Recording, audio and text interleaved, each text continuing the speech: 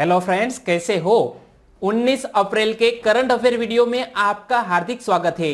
दोस्तों, क्वालिटी की दृष्टि से लाजवाब यह वीडियो स्टार्ट से एंड तक देखिए और बाद में आप सोचिए कि इसी पैटर्न के आपने एक साल तक के लिए करंट अफेयर वीडियो देख लिए तो आपका जो सोचने का तरीका है वो पूरी तरह बदल जाएगा और आपकी आने वाली एग्जामिनेशन में करंट अफेयर का एक सिंगल क्वेश्चन भी गलत नहीं हो सकता, यह हमारा वादा है। और आज के वीडियो के क्वेश्चन की पीडीएफ फाइल नीचे डिस्क्रिप्शन में लिंक मिल जाएगी, वहां से आप डाउनलोड कर सकते हैं, पढ़ सकते हैं। तो चलिए आज का वीडियो हम स्टार्ट करते हैं कोरोना वायरस अपडेट से। केरल में कोरोना वायरस संक्रमण की श्रृंखला टूटने का सिलसिला जारी है, तो यह केरल के लिए और हमारे देश के लिए काफी अच्छे समाचार। सूचना और प्रसारण मंत्री प्रकाश जावड़ेकर ने कहा है कि कृषि से संबंधित कार्य और कुछ अन्य गतिविधियां फिर से शुरू हो जाएगी। तो जब भारत कृषि प्रधान देश है तो यह किसानों के लिए काफी अच्छे समाचार। भारतीय रेल ने राष्ट्रव्यापी पूर्णबंदी के दौरान 1150 टन चिकित्सा सामग्री की आपूर्ति की और कोविड-19 के संक्रमण को रोकने में यह हमारे रेल ने काफी अच्छी भूमिका निभाई। देश में कोविड-19 का टीका बनाने के लिए वैज्ञानिकों की 70 विभिन्न टीमें काम कर रही है और यदि टीका खोज लिया गया तो हम इसे काबू में ले सकते हैं। अब हम स्टार्ट करते हैं पहले क्वेश्चन से। हाल ही में विश्व यकृत दिवस कब मनाया गया? हर साल वर्ल्ड लिवर डे मनाया जाता है 19 अप्रैल को, यानी कि इस क्वेश्चन का सही आंसर है 19 अप्रैल वर्ल्ड लिवर डे। तो यह विश्व यकृत दिवस मनाने का उद्देश्य क्या है? मानव शरीर में यकृत यानी कि लीवर के महत्व को समझने तथा लोगों को जागरूक करने के लिए यह दिवस मनाया जाता है। और यकृत यानी कि लीवर का हमारे शरीर में क्या महत्व है? यकृत मानव शरीर का दूसरा सबसे बड़ा अंग है। जो कुछ भी हम खाते हैं वह यकृत के माध्यम से गुजरता है और यह कोलेस्ट्रॉल को नियंत्रित करता है, रक्त शर्करा को भी नियंत्रित करता है हमारा यह यकृत। और हेपेटाइटिस ए, बी, सी, शराब और ड्रग्स के कारण लीवर की बीमारियां हो सकती है, तो यह बात भी याद रखिए। और हमारे वर्ल्ड हेल्थ ऑर्गेनाइजेशन के अनुसार भारत में लीवर की बीमारियों ही मौत होने का 10वां सबसे बड़ा कारण है और यह बात कही है वर्ल्ड हेल्थ ऑर्गेनाइजेशन ने। और यहां हम बात करते हैं इंपोर्टेंट डे वाले क्वेश्चन की। तो हमने अप्रैल में कौन कौन से इंपोर्टेंट डे मनाए वो यहां मैं आज फिर से आपको सीक्वेंस में बता रहा हूं और यदि आपको याद है तो मेरे साथ भी आप रिवाइज कीजिए। सबसे पहले आया 1 अप्रैल और 1 अप्रैल को ओडिशा का स्थापना दिवस था और इसीलिए यह दिवस को उत्कल दिवस के रूप में ओडिशा सरकार द्वारा मनाया जाता है। और 1 अप्रैल को ही मूर्ख दिवस यानी कि अप्रैल फूल डे मनाया गया और 1 अप्रैल को ही हमारी रिजर्व बैंक ऑफ इंडिया का स्थापना दिवस भी मनाया गया। उसके बाद आया 2 अप्रैल।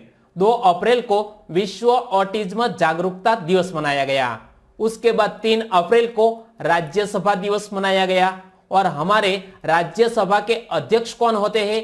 राज्यसभा के सभापति होते हैं हमारे देश के उपराष्ट्रपति यानी कि एम वेंकैया नायडू हमारे वर्तमान राज्य सभापति है। उसके बाद आया 4 अप्रैल। 4 अप्रैल को विश्व की सबसे बड़ी सॉफ्टवेयर कंपनी जिसका नाम है माइक्रोसॉफ्ट ने अपना स्थापना दिवस मनाया 4 अप्रैल को। उसके बाद आया 5 अप्रैल। 5 अप्रैल को अंतरराष्ट्रीय खदान जागरूकता दिवस मनाया गया और 5 अप्रैल को ही अंतरराष्ट्रीय अंतरात्मा दिवस पहली बार मनाया गया। 5 अप्रैल को राष्ट्रीय समुद्री दिवस भी मनाया गया। उसके बाद आया 6 अप्रैल। 6 अप्रैल को भारतीय जनता पार्टी का स्थापना दिवस मनाया गया। 7 अप्रैल को हमने वर्ल्ड हेल्थ डे यानी कि विश्व स्वास्थ्य दिवस मनाया। उसके बाद 10 अप्रैल को विश्व होम्योपैथी दिवस मनाया गया और 11 अप्रैल को 2 इंपोर्टेंट डे मनाए गए। एक था राष्ट्रीय सुरक्षित मातृत्व दिवस और ज्योतिबा फुले की जयंती भी 11 अप्रैल को मनाई गई। उसके बाद 12 अप्रैल को अंतरराष्ट्रीय मानव अंतरिक्ष उड़ान दिवस मनाया गया। 14 अप्रैल को सामाजिक समरसता दिवस यानी कि हमारे B.R. अंबेडकर की जन्म जयंती मनाई गई 14 अप्रैल को, और 14 अप्रैल को ही नेशनल फायर सर्विस डे भी मनाया गया, और 14 अप्रैल को विश्व चग्गा दिवस भी मनाया गया। उसके बाद आया 15 अप्रैल। 15 अप्रैल को हिमाचल डे के रूप में मनाया जाता है हर साल। और 15 अप्रैल को एक और इंपॉर्टेंट डे था, और वो था विश्व कला दिवस। उसके बाद आया 16 अप्रैल। 16 अप्रैल को भारतीय रेल परिवहन दिवस मनाया गया, क्योंकि 16 अप्रैल को हमारे भारत में रेल युग का प्रारंभ हुआ और मुंबई और ठाणे के बीच पहली बार रेल चली थी। उसके बाद आया 17 अप्रैल। 17 अप्रैल को वर्ल्ड हीमोफीलिया डे मनाया गया, और 18 अप्रैल को विश्व विरासत दिवस यानी कि वर्ल्ड हेरिटेज डे मनाया गया, और अब 19 अप्रैल को हमने वर्ल्ड लिवर डे मनाया। तो दोस्तों इसी सीक्वेंस में आपको याद रखना है, और रिवाइज करना कितना जरूरी है वो तो आप समझते ही होंगे। तो दोस्तों एक क्वेश्चन से जुड़ी इंपॉर्टेंट बात मैंने आपके सामने रखी, और हमारा यह तरीका आपको अच्छा लगता है तो लाइक करना मत भूलिएगा। दूसरा क्वेश्चन, सरकार ने वर्ष 2020-21 के लिए अनाज के उत्पादन का लक्ष्य कितने लाख टन रखा है? तो 2020-21 के लिए हमारी भारत सरकार ने अनाज के उत्पादन का लक्ष्य रखा है 2980 लाख टन, यानी कि इस क्वेश्चन का सही आंसर है ऑप्शन सी। और बात करें पिछले साल की, तो 2019-20 में रिकॉर्ड 2920 लाख टन का उत्पादन किया, और आज सरकार को उदार भाव से गरीबों के लिए अनाज देने का अधिकृत भी हो गया है हमारी भारत सरकार। और सरकार किसानों की आय 2022 तक 2 गुना करने को लेकर भी प्रतिबद्ध है, तो यह बात भी आप याद रख लीजिए। और किसानों के लिए हाल ही में बजट 2020-21 जब हमारी निर्मला सीतारमण जी ने पेश किया, तो उनमें 16 सूत्रीय योजना का ऐलान केंद्रीय बजट 2020 में किया। वो 16 सूत्रीय योजनाओं के बारे में कुछ इंपॉर्टेंट फैक्ट भी मैं आपको बता दूं, क्योंकि किसानों से बना हुआ यह देश और इनके लिए बनाई गई सरकार की योजना पीएम कुसुम के तहत 20 लाख किसानों को स्टैंड अलोन सोलर पंप प्रदान किए जाएंगे। वर्ष 2025 तक दुग्ध प्रसंस्करण की क्षमता 2 गुना करने का लक्ष्य रखा है। ENQR का ई नाम के साथ एकीकरण किया गया है। अबाध राष्ट्रीय शीत आपूर्ति श्रृंखला के लिए किसान रेल, किसान उड़ान की शुरुआत की जाएगी। 15 लाख करोड़ रुपए का कृषि ऋण प्रदान करने का लक्ष्य रखा है, और स्वयं सहायता समूहों द्वारा ग्रामीण भंडारण योजना का भी शुभारंभ किया जाएगा। इसी के साथ साथ किसान क्रेडिट कार्ड योजना को 2021 के लिए बढ़ाया गया। ब्लू इकोनॉमी के जरिए मछली पालन को भी बढ़ावा दिया गया। तो यह हमारे कृषि और इनसे संलग्न बहुत सारी इंपॉर्टेंट फैक्ट जो मैंने आपको बताए वो आपके लिए एग्जामिनेशन में काफी हेल्पफुल हो सकते हैं, आप ध्यान रखिए। तीसरा क्वेश्चन, अंतरराष्ट्रीय मुद्रा कोष के आकलन अनुसार वर्ष 2020-21 में G20 देशों में सबसे ज्यादा विकास किस देश का रहेगा? तो इंटरनेशनल मॉनिटरी फंड, हिंदी में पढ़े तो अंतरराष्ट्रीय मुद्रा कोष ने हाल ही में आकलन किया, और इसमें 2020-21 के लिए सबसे ज्यादा विकास दर रहेगी G20 देशों के समूह में हमारे देश भारत की, यानी कि इस क्वेश्चन का सही आंसर है हमारा देश भारत। और ये देखिए, अंतरराष्ट्रीय मुद्रा कोष के अनुसार पूरे एशिया की विकास दर 0 रह सकती है, जबकि चीन की 1.2%, और इसके मुकाबले इस वर्ष भारत की आर्थिक वृद्धि दर 1.9% रह सकती है। यह आकलन किया है इंटरनेशनल मॉनिटरी फंड ने। तो मैंने कई बार आपको इस इंटरनेशनल मॉनिटरी फंड के बारे में बताया। IMF की वर्तमान मैनेजिंग डायरेक्टर कौन है? Kristalina Georgieva. IMF का मुख्यालय कहां पर स्थित है? अमेरिका के वॉशिंगटन डीसी में। और IMF की स्थापना 27 दिसंबर 1945 में हुई। IMF के वर्तमान सदस्य कंट्री कितने हैं? 189। और IMF एक अंतरराष्ट्रीय संस्था है जो अपने सदस्य देशों की वैश्विक आर्थिक स्थिति पर नजर रखने का काम करती है, यह IMF। चौथा क्वेश्चन, स्वास्थ्य मंत्रालय के सर्वे अनुसार भारत में हर कितनी जांच में कोरोना का एक व्यक्ति संक्रमित पाया गया? तो भारतीय स्वास्थ्य मंत्रालय यानी कि ministry of health and family welfare द्वारा जब यह कोविड-19 से जुड़े हुए कुछ संक्रमित व्यक्तियों की रिपोर्ट की जांच की गई तो उसमें पाया गया कि हर 24 में से कोई एक व्यक्ति कोविड-19 से संक्रमित था यानी कि पॉजिटिव था, और अन्य विश्व के देशों के मुकाबले यह हमारा जो रेट है वो काफी कम था। तो देखिए अन्य देशों में यह दर 6 से 11 जांच में एक है, यानी भारत में फैलाव बहुत ही कम है। और इसके लिए कारण क्या हो सकता है? तो हमारे प्राइम मिनिस्टर द्वारा की गई 2 महत्वपूर्ण पहल।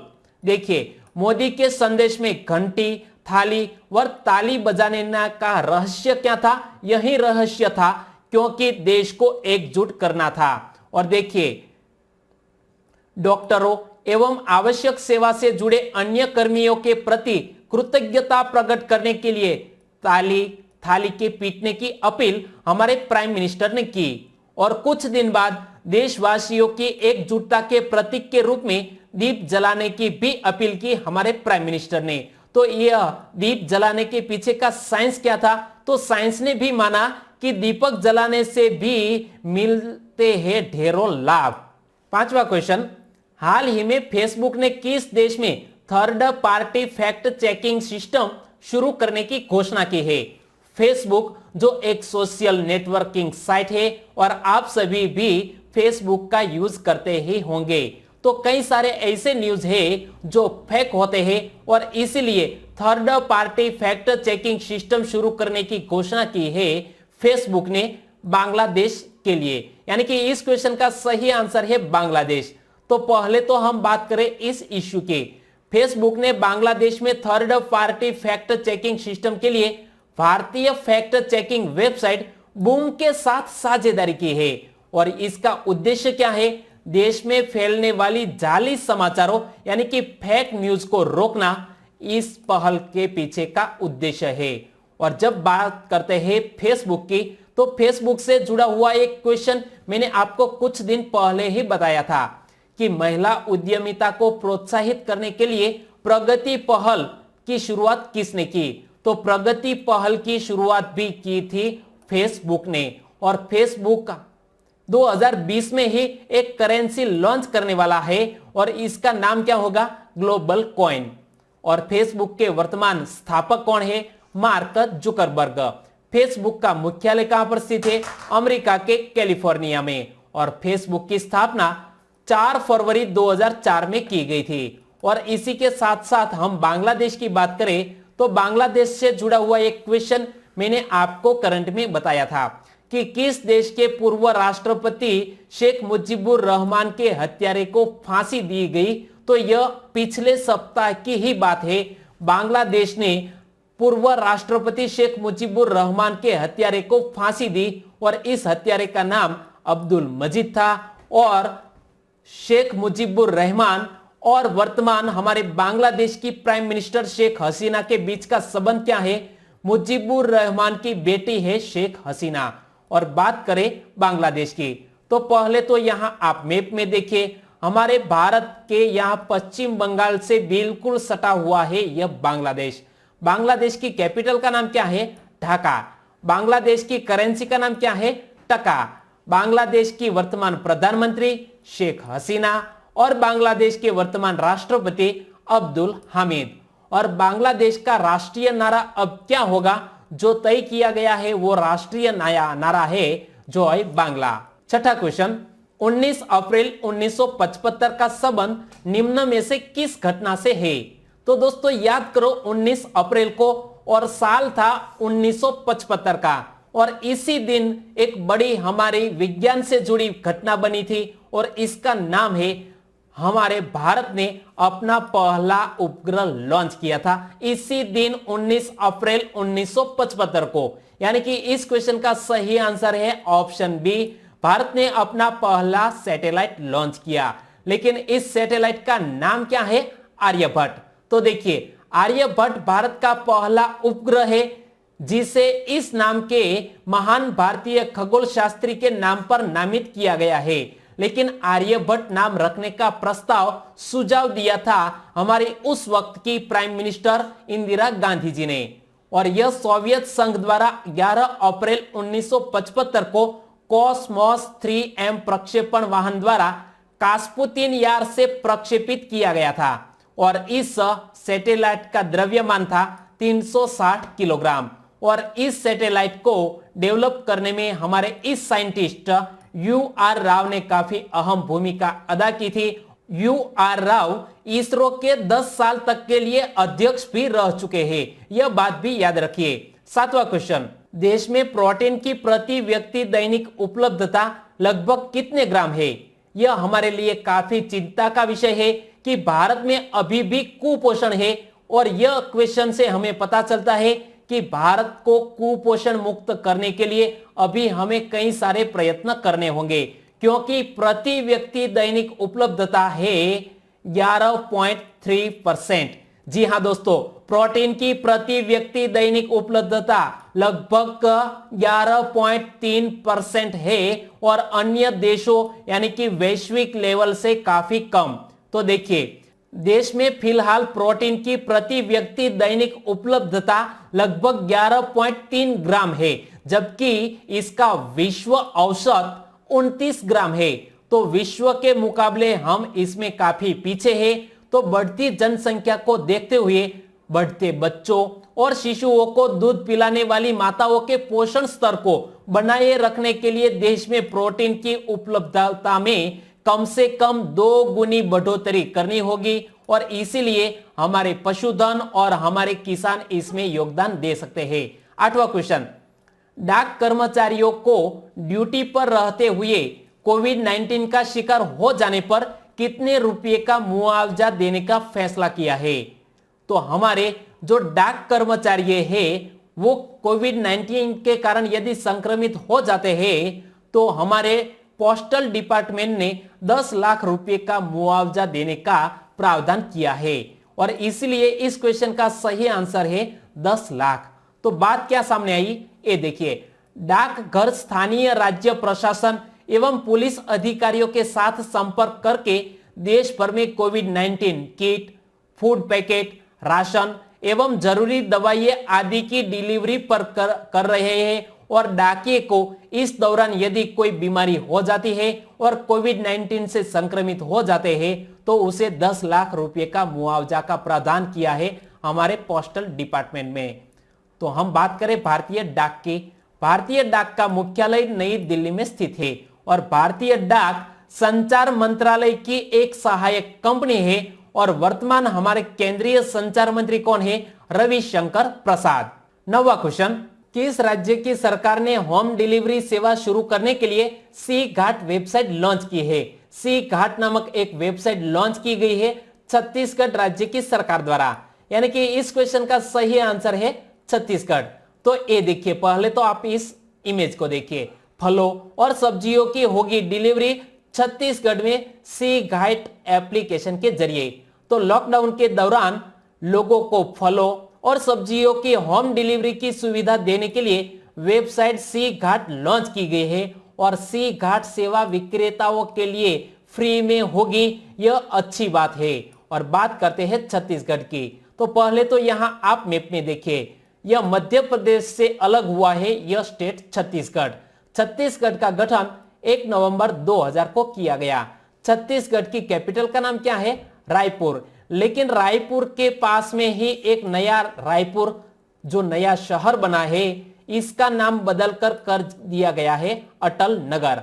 और छत्तीसगढ़ की वर्तमान राज्यपाल कौन है? अनुसुईया उइके।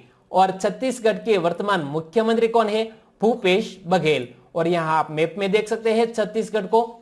10वां क्वेश्चन, निम्न में से किस राज्य में विधायकों को उसके विधानसभा क्षेत्र के लिए 6 करोड़ रुपए मिलते हैं? जी हां दोस्तों, हमारे मेंबर ऑफ पार्लियामेंट से भी ज्यादा फंड मिलता है केरल राज्य के विधायकों को, यानी कि इस क्वेश्चन का सही आंसर है केरल।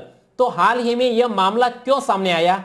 क्योंकि सांसदों के वेतन में 30% कटौती का सभी सांसदों ने खुद ही स्वागत किया, लेकिन इसके दूसरे हिस्से यानी कि एमपी लेड फंड को अगले 2 सालों के लिए स्थगित करके सरकार को सिर्फ 7,840 करोड़ रुपए मिलेंगे।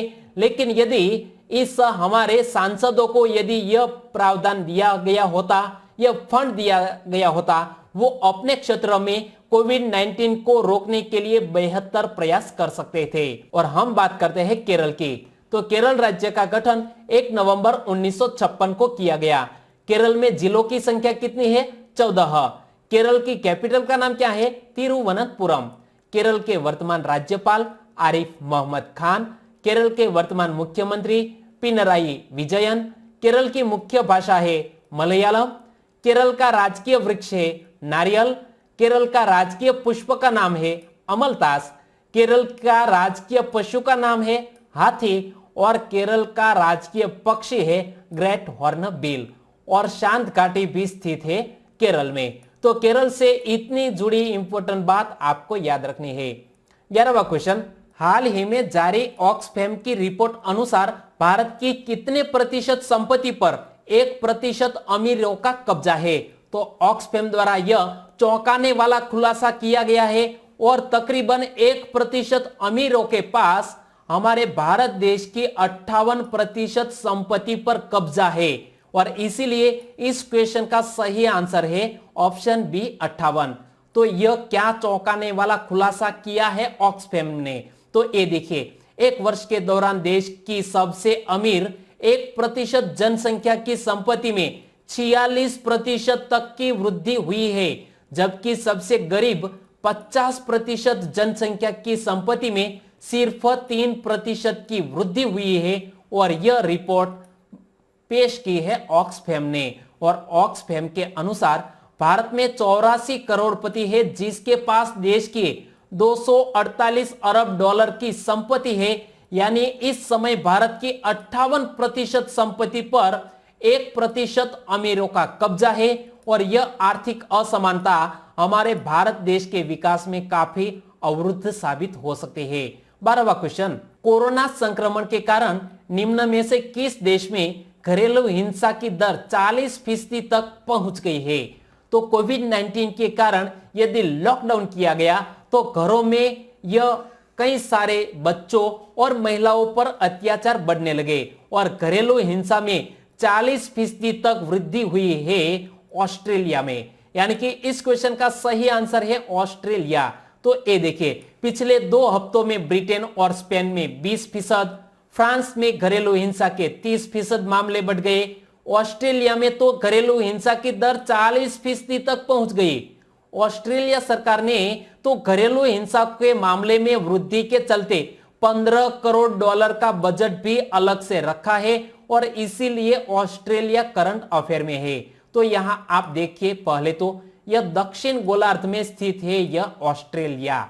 ऑस्ट्रेलिया की कैपिटल का नाम क्या है? कैनबरा। ऑस्ट्रेलिया की करेंसी का नाम क्या है? Australian dollar.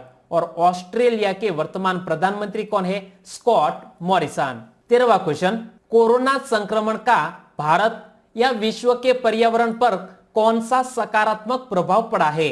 बहुत ही अच्छा क्वेश्चन है। एक तरफ अच्छी बात और दूसरी तरफ बुरी खबर। जब कोरोना वायरस का संक्रमण बढ़ता है तो पर्यावरण पर इसके सानुकूल प्रभाव पड़ते हैं, लेकिन हमारे मानव जाति पर इसका खतरा मंडरा रहा है। तो यहां हम क्वेश्चन की बात करें, कोरोना संक्रमण का भारत और विश्व के पर्यावरण पर कौन सा सकारात्मक प्रभाव पड़ा है? गंगा का जल इन दिनों काफी स्वच्छ हो गया है, बिल्कुल सही है। ओजोन परत में अब सुधार हो रहा है, यह कथन भी सही है। और मुंबई के समुद्र तट पर लाखों की संख्या में कछुए देखेंगे। तो इस क्वेश्चन का सही आंसर है उपरयुक्त सभी कथन है वो सही है। तो यहां मैं आपको इमेज के जरिए समझाना चाहूंगा कि ओजोन परत में जो सुधार हो रहा है वो देख सकते हैं। और बंबई के जो हमारा द्वीप है यानी कि समुद्री तट पर कछुए भी पाए गए और इसी के साथ गंगा और यमुना में जल प्रदूषण भी कम हो गया और पानी काफी स्वच्छ हो गया। तो सकारात्मक प्रभाव की बात करें, नदियां स्वच्छ दिखाई दे रही है, आकाश भी नीला दिखाई देने लगा है, ओजोन परत में अब सुधार हो रहा है और जलंधर से हिमालय की पर्वत श्रृंखला दिखाई पड़ने लगी है। तो यह हमारे लिए काफी पर्यावरण सानुकूल परिवर्तन हमने देखे। और बात करते हैं पिछले वीडियो के क्वेश्चन की। तो पिछली बार मैंने आपसे क्वेश्चन पूछा था कि हाल ही में सुर्खियों में रहे फेई फेई शब्द के संदर्भ में कौन सा विकल्प सही है। तो यह जो फेई नामक बर्ड्स है वो होंगजो 2022 एशियाई पैरा खेलों का शुभंकर घोषित किया गया है और इसीलिए इस क्वेश्चन का सही आंसर था ऑप्शन सी। और इसका सही आंसर दिया है आरके स्पेशल ने और उन्होंने इसका सही आंसर दिया जाडेजा छत्र सिंह जी, वो जामनगर से है, उन्होंने भी इसका सही आंसर दिया। पटेल रूपम, कन्हैयालाल और आनंद जोशी जो जाम खंभालिया से है, उन्होंने भी इस क्वेश्चन का सही आंसर दिया है। और इसी के साथ साथ प्रियांक चौधरी जो गुजरात के सूरत से है, वनकर नितिन कुमार जो अहमदाबाद से है, मनीषा मेर वो गुजरात के नवागाम से है और आर के काचोट जो गुजरात के केशोद से है और प्रदीप कुमार, इन सभी दोस्तों ने इस क्वेश्चन का सही आंसर दिया। सभी दोस्तों को सही आंसर देने के लिए हमारे चैनल की ओर से बहुत बहुत धन्यवाद। और आज के वीडियो का क्वेश्चन ये रहा स्क्रीन पर। हाल ही में सांपों की एक नई प्रजाति त्रिमेरेसुरुस सालाजार को किस राज्य में खोजा गया। यहाँ 4 ऑप्शन आपकी स्क्रीन पर है और उसी में से आपको चॉइस करना है कि इस सांपों की नई प्रजाति त्रिमेरेसुरुस सालाजार को किस राज्य में खोजा गया और सही आंसर लिखना है नीचे कमेंट बॉक्स में। तो दोस्तों आंसर देना मत भूलिएगा और फिर मिलेंगे ऐसे ही करंट अफेयर वीडियो के साथ। लेकिन जाने से पहले मैं आपसे छोटी सी विनती करना चाहूंगा, यदि आपको हमारा वीडियो अच्छा लगता है तो प्लीज दोस्तों आप भी हमें हेल्प कर सकते हैं फेसबुक, व्हाट्सएप और टेलीग्राम के जरिए इस वीडियो की लिंक शेयर करके। तो हमारी वीडियो की लिंक शेयर करना मत भूलिएगा। फिर मिलेंगे नए करंट अफेयर के साथ, तब तक के लिए जय हिंद एंड टेक केयर।